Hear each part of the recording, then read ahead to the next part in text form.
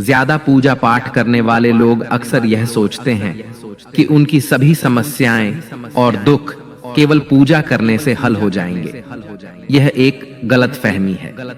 जब उनकी इच्छाएं पूरी नहीं होती तो वे निराश हो जाते हैं। पूजा पाठ एक मार्ग है, लेकिन यह किसी भी समस्या का संपूर्ण समाधान नहीं है। जब लोग केवल पूजा पाठ में लगे रहते हैं और अपने जीवन के अन्य महत्वपूर्ण पहलुओं को नजरअंदाज करते हैं तो उनकी सोच नकारात्मक हो जाती है। ऐसा व्यक्ति दूसरों की समस्याओं पर ध्यान नहीं देता और इसलिए उसे अपने दुख बढ़ते हुए दिखाई देते हैं। इसीलिए श्रीमद् भगवद गीता का एक महत्वपूर्ण उपदेश यह है कि जो इंसान अपनी रक्षा खुद नहीं कर सकता, उसकी रक्षा भगवान भी नहीं कर सकते। श्री कृष्ण अर्जुन से कहते हैं कि हे अर्जुन, तू हर काल में मेरा स्मरण करते रहना और युद्ध भी करते रहना। तो अर्जुन ने श्री कृष्ण से पूछा कि यह युद्ध तो कुछ ही दिनों में समाप्त हो जाएगा, लेकिन आप कह रहे हैं कि तू हमेशा मेरा स्मरण करते रहना और युद्ध करते रहना। हमेशा युद्ध करने का क्या मतलब है?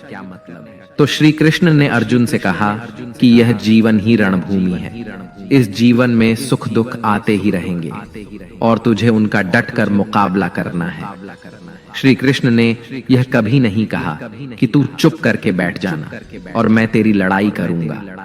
बहुत गहराई है गीता के इस ज्ञान में। हमारे जीवन की डोर भी ईश्वर ही संभाल कर बैठे हुए हैं, लेकिन युद्ध हमें ही करना है, कर्म हमें ही करना है।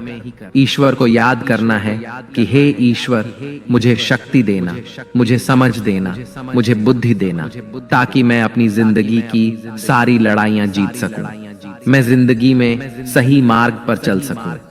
लेकिन आपको अपनी लड़ाई खुद ही लड़नी पड़ेगी। जो लोग यह कहते हैं कि हम कुछ नहीं करेंगे, सब कुछ ईश्वर ही करेंगे, तो कहते हैं ना कि आलसी इंसान को देखकर तो भगवान भी घबरा जाता है कि यह कुछ नहीं करने वाला। भगवान ने हमें बुद्धि दी है, समझ दी है, ईश्वर हमको प्रेरणा देते हैं, शक्ति देते हैं, लेकिन हमको अपनी रक्षा स्वयं ही करनी पड़ती है। इसलिए हमें जीवन के क्या मिल रहा है और आगे भी क्या मिलेगा, ये सब हमारे कर्मों पर निर्भर करता है। इसलिए ईश्वर के प्रति अपने प्रेम, भक्ति और पूजा पाठ को दोष देने से बचना चाहिए। जब कोई व्यक्ति पूजा पाठ करता है तो वह अपनी भावनाओं को उस दिशा में लगाता है। यदि यह भावनात्मक जुड़ाव सही तरीके से न हो तो व्यक्ति तनाव और अवसाद का शिकार हो सकता है। ज्यादा पूजा पाठ करते समय यदि व्यक्ति केवल बाहरी तत्वों को महत्व देता है और अपनी भावनाओं को अनदेखा करता है तो वह दुखी रहता है। धार्मिकता और भौतिकता के बीच संतुलन बनाए रखना आवश्यक है। जब व्यक्ति केवल आध्यात्मिकता में डूबा रहता है और भौतिक जीवन के आवश्यकताओं को नजरअंदाज करता है तो यह दुख की ओर ले जाता है। दोस्तों, बात द्वापर युग की है, जब भगवान श्री कृष्ण और अर्जुन के बीच संवाद हो रहा था।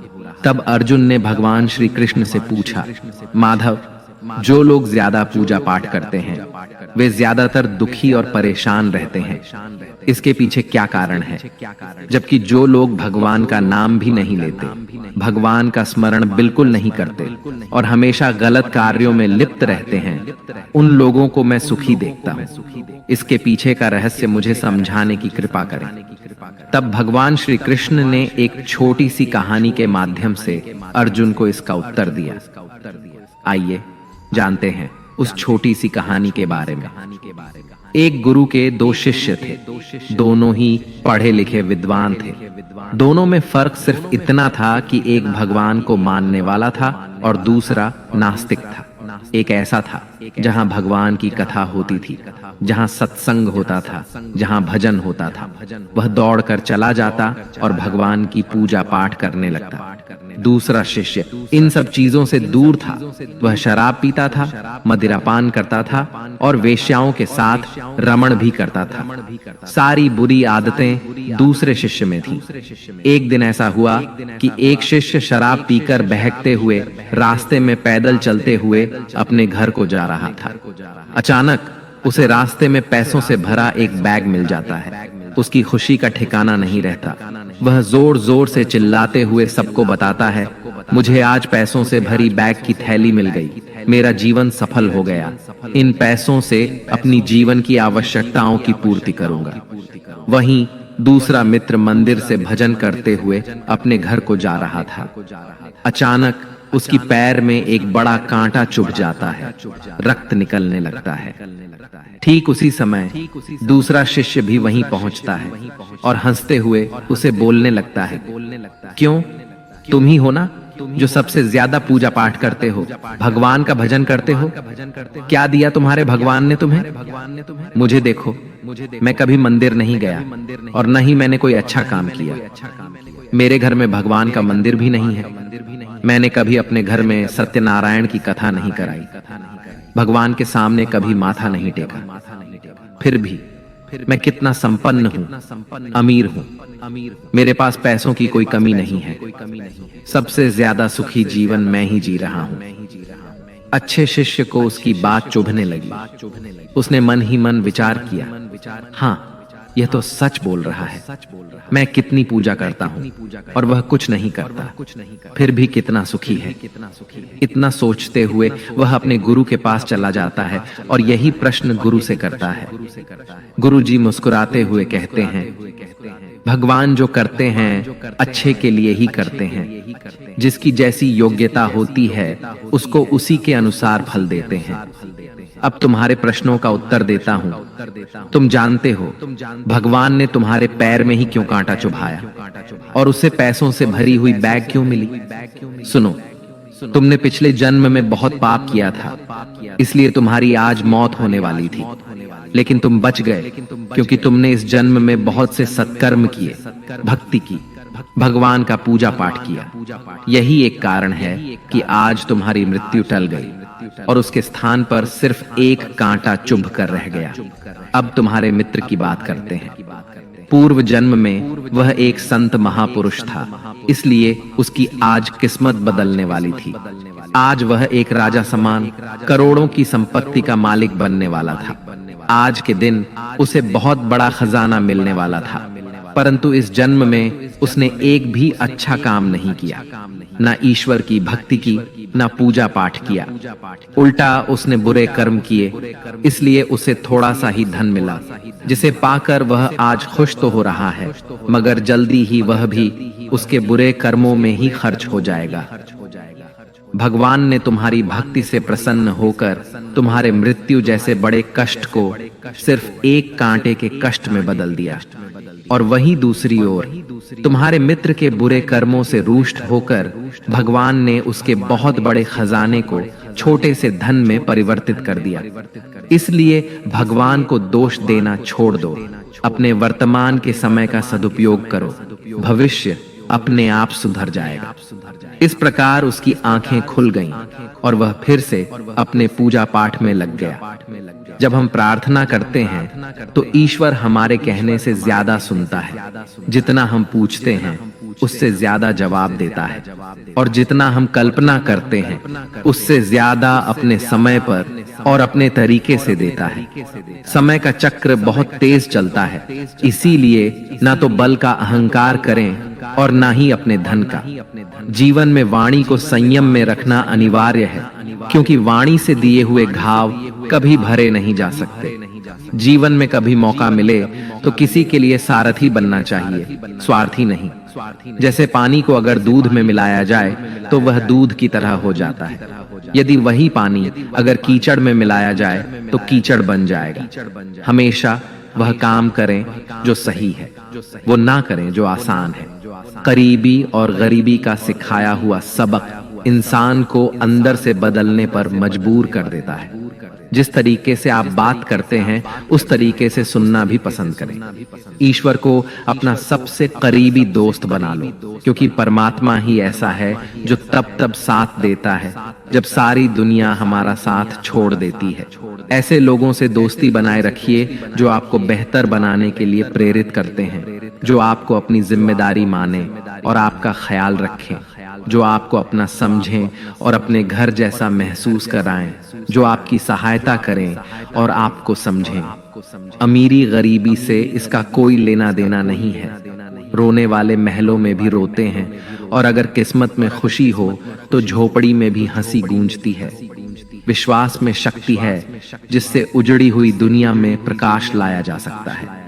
विश्वास पत्थर को भगवान बना सकता है, और विश्वास भगवान के बनाए इंसान को पत्थर दिल बना सकता है।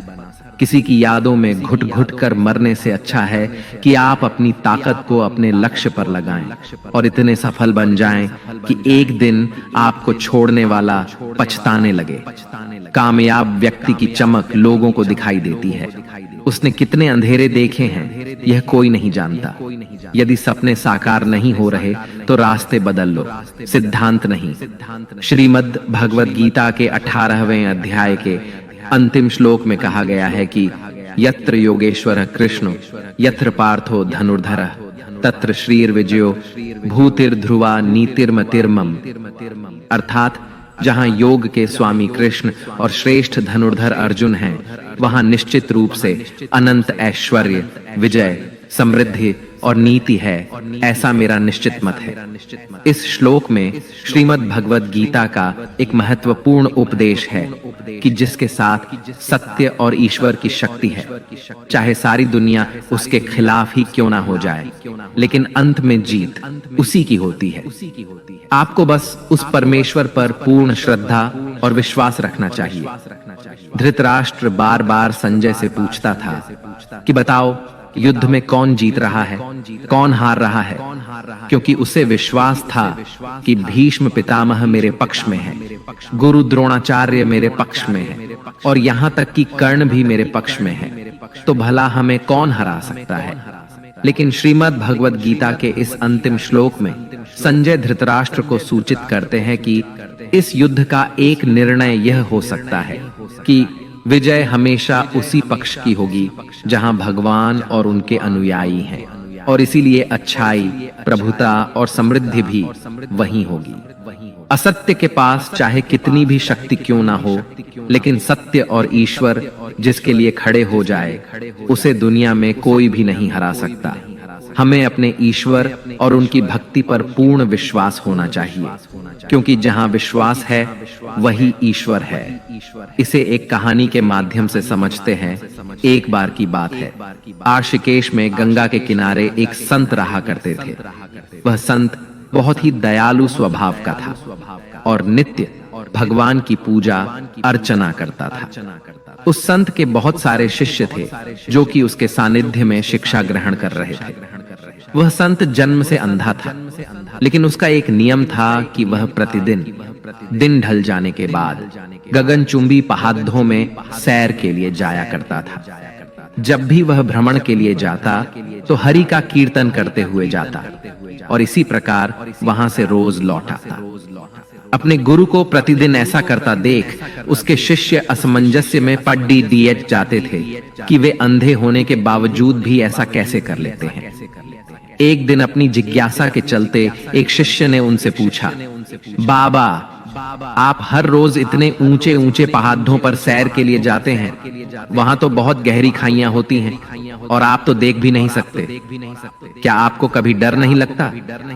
कहीं पांव डगमगा गए तो, या कोई जंगली जानवर आ जाए तो? क्या आपको इन सब चीजों से जरा भी भय नहीं लगता?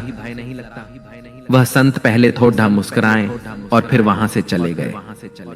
अगले दिन सुबह उन्होंने अपने शिष्य को भ्रमण के लिए साथ चलने को कहा। पहाड़ों पर चढ़ते समय बाबा ने शिष्य से कहा कि यदि कोई गहरी खाई आ जाए तो उन्हें बता दें। ऐसे ही वे दोनों चलते रहे, और जैसे ही गहरी खाई आई, शिष्य ने बाबा को इस बारे में बताया और कहा, बाबा, गहरी खाई आ गई है। यह सुनकर बाबा ने शिष्य से कहा, अब तुम मुझे इस खाई में धक्का दे दो। बाबा की यह बात सुनकर शिष्य विस्मित होकर चारों ओर देखने लगा। उसने कहा, मैं भला आपको कैसे धक्का दे सकता हूं? ऐसा कुछ करने की तो मैं सोच भी नहीं सकता। शिष्य ने आगे कहा, आप मेरे गुरु हैं, मैं तो अपने किसी दुश्मन को भी इतनी गहरी खाई में नहीं धकेल सकता। बाबा ने कहा, मैं खुद तुमसे इस खाई में धक्का देने को कह रहा हूं, यह मेरा आदेश है, और यदि तुम इस आज्ञा का पालन नहीं करोगे तो तुम्हें नरक की प्राप्ति होगी। मुझे नरक भोगना स्वीकार है बाबा, किंतु मैं ऐसा बिल्कुल नहीं कर सकता, शिष्य ने कहा। तब संत ने शिष्य से कहा, अब तुम्हें समझ आया। जब तुम एक सामान्य मनुष्य होकर मुझे गहरी खाई में नहीं धकेल सकते, तो भला मेरा परमात्मा मुझे खाई में कैसे गिरने दे सकता है। भगवान तो हमेशा गिरे हुए को उबारते हैं और कभी किसी के भी साथ गलत नहीं होने देते। यह सुनकर शिष्य ने अपने गुरु को प्रणाम किया और इस सीख के लिए धन्यवाद दिया। साथियों, इस छोटी सी कहानी से हमें यह सीख मिलती है कि हमें कभी भी ईश्वर से अपने विश्वास को कम नहीं करना चाहिए। यदि आपके साथ अब भी कुछ बुरा हो रहा है, तो हो सकता है यह आने वाले समय में कुछ बहुत अच्छा होने का संकेत हो। इसलिए भगवान पर हमेशा विश्वास रखें। उन्होंने आपके लिए अवश्य ही कुछ अच्छा ही सोचा होगा।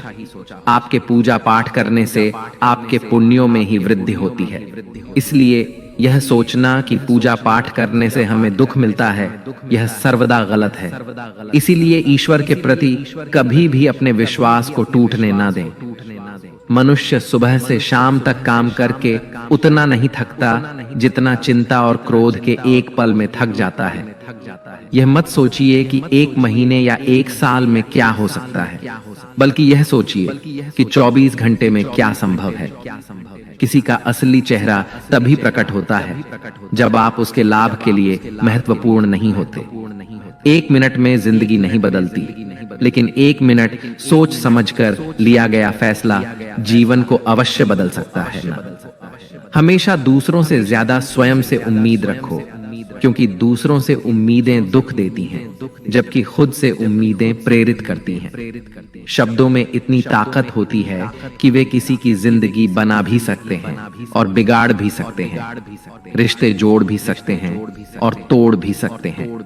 मन का दुख दूर कर सकते हैं और बढ़ा भी सकते हैं। जब जीवन आपको दूसरा मौका दे, तो पुरानी गलतियों को दोहराने की भूल मत करना।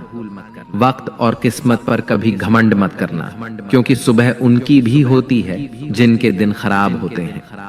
रिश्ते चाहे कोई भी हों, उनका पासवर्ड विश्वास होता है। इंसान हमेशा 2 चीजों से हारता है, एक अपने परिवार से और दूसरा अपने प्यार से। जो दूसरों की तरक्की देखकर जलता है, उसके लिए कोई दवा नहीं होती। बहुत मजबूत हो जाते हैं वे लोग जिनके पास खोने को कुछ नहीं बचता। याद रखना, जो सबका हो जाए वह कभी किसी एक का नहीं हो सकता। कुछ रिश्ते टूट जाते हैं लेकिन खत्म नहीं होते। कुछ गलतियों को माफ करना आपकी सबसे बड़ी गलती साबित हो सकती है। अच्छे इंसानों की एक कमजोरी होती है, वे सबको अच्छा समझ लेते हैं। जो इंसान बर्दाश्त करना जानता है, वह कभी हार नहीं सकता। दिल दुखाने वाली बातें मत कहो, क्योंकि वक्त बीत जाता है, पर बातें हमेशा याद रहती हैं। जिंदगी में सबसे ज्यादा खुश वही लोग होते हैं जो अकेले रहने की कला को सीख जाते हैं। दोस्त का अमीर या गरीब होना मायने नहीं रखता, बल्कि बुरे वक्त में वह आपका कितना साथ देता है, यह असल महत्व रखता है। गलतियों पर चिल्लाने या डांटने की बजाय अगर कोई प्यार से हाथ पकड़कर समझा दे, तो वह बहुत अच्छा लगता है। जिन्हें वास्तव में बात करना आता है, वे अक्सर खामोश रहते हैं।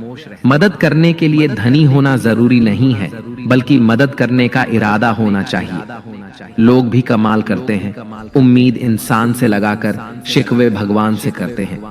रिश्ते धीरे धीरे ही खत्म होते हैं, बस पता अचानक से चलता है। कुछ लोग चप्पल जैसे होते हैं, साथ तो देते हैं पर पीछे से कीचड़ उछालते हैं। वे रिश्ते बहुत कमजोर होते हैं, जो किसी दूसरों की बातों में आकर तोड़ दिए जाते हैं। सोच का ही फर्क होता है, वरना समस्याएं आपको कमजोर नहीं बल्कि मजबूत बनाने आती हैं। कर्मों से डरिए, ईश्वर से नहीं, क्योंकि ईश्वर माफ कर देता है, लेकिन कर्म नहीं। सब कुछ करो, मगर किसी की बुराई मत करो, क्योंकि बुराई आपको भी बुरा बना देती है। दुनिया बड़ी भुलक्कड़ है, केवल उतना ही याद रखती है जितने से उसका स्वार्थ है। नाम और बदनाम में फर्क इतना सा है, नाम खुद कमाना पड़ता है और बदनामी लोग आपको कमा के दे देते हैं। कभी फुर्सत में अपनी गलतियों और कमियों पर भी गौर करना। दूसरों को आईना दिखाने की सारी हसरतें खत्म हो जाएंगी।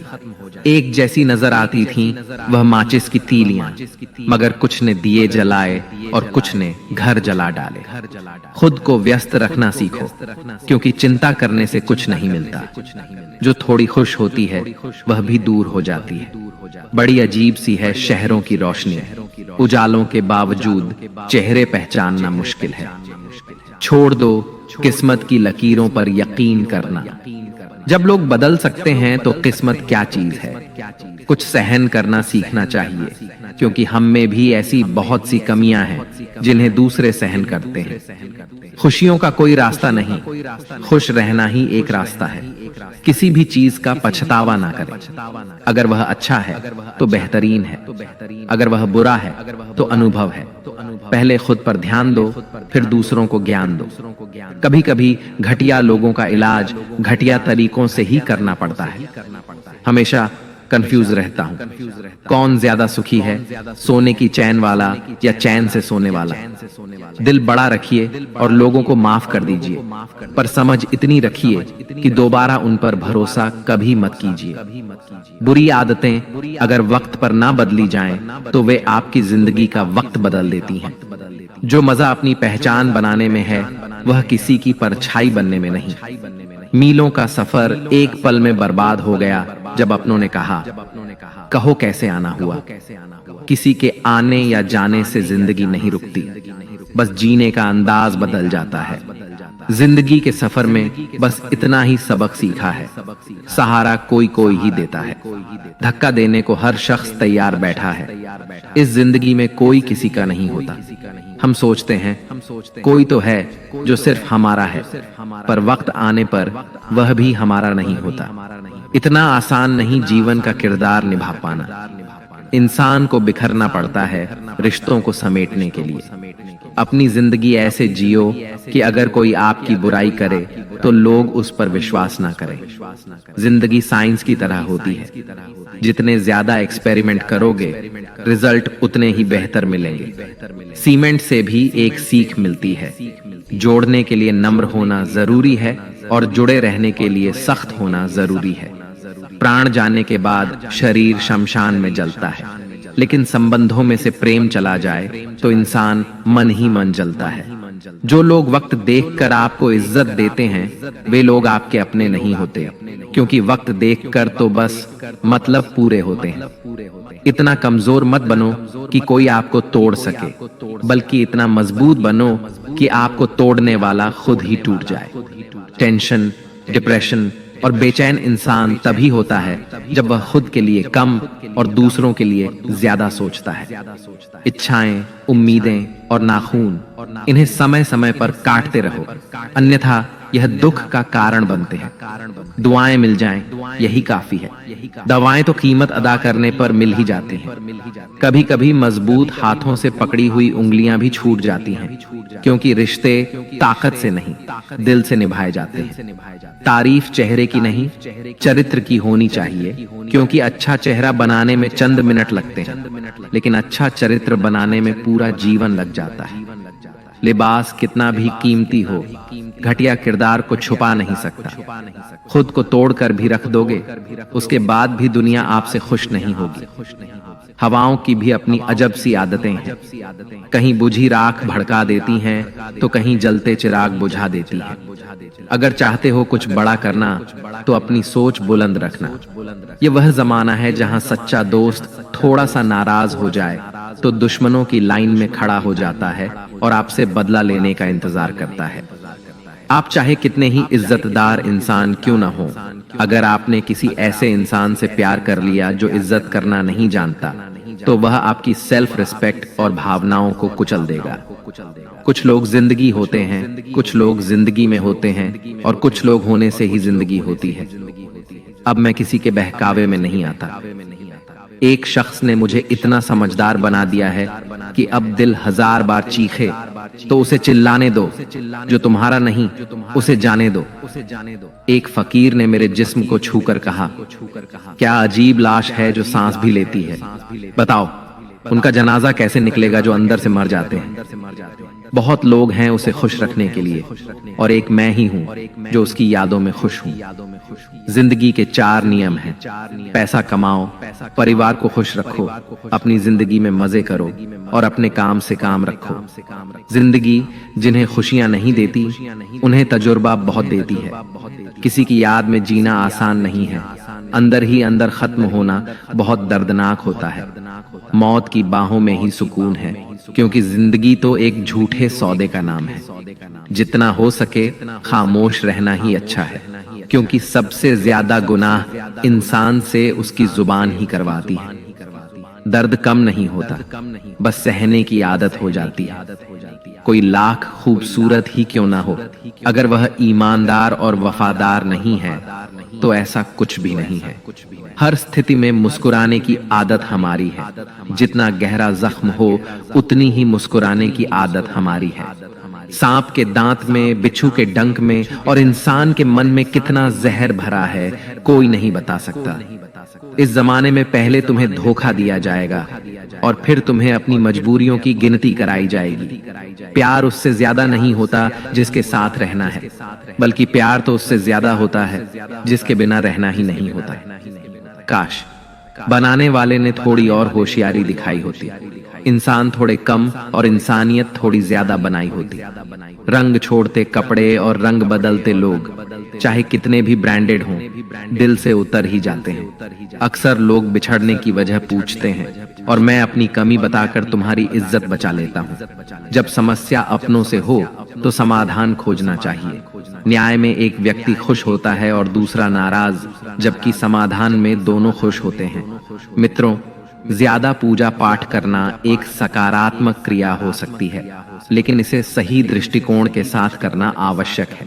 पूजा केवल बाहरी क्रियाकलाप नहीं है, यह आंतरिक विकास का भी एक माध्यम है। व्यक्ति को समझना चाहिए कि पूजा पाठ का मुख्य उद्देश्य मानसिक शांति, संतोष और आत्मिक उन्नति है।